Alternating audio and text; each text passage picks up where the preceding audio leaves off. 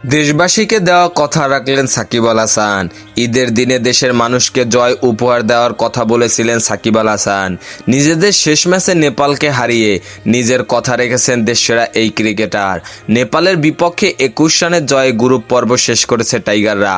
সোমবার 17 জুন নেপালের বিপক্ষে 106 রানের লাড়ুকো পুঁজি পায় বাংলাদেশ।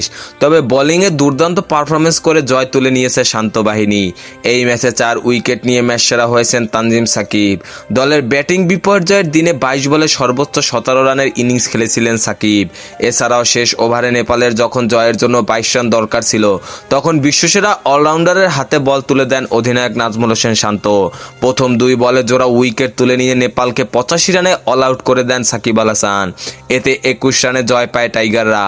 সেই সঙ্গে দেশবাসীকে দেওয়া কথা রেখেছেন তিনি।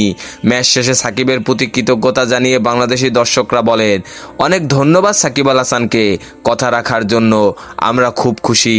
এর আগে নেদারল্যান্ডসের বিপক্ষে জয়ের পর সাকিব বলেছিলেন, নেপালের বিপক্ষে ম্যাচটি আমাদের জন্য গুরুত্বপূর্ণ।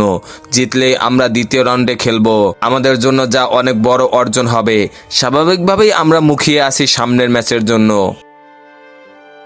খেলাধুলার সকল আপডেট পেতে আমাদের ইউটিউব চ্যানেলটি সাবস্ক্রাইব এবং ফেসবুক পেজটি ফলো দিয়ে লাইক, কমেন্ট, শেয়ার করে আমাদের সাথে যুক্ত থাকুন। ধন্যবাদ।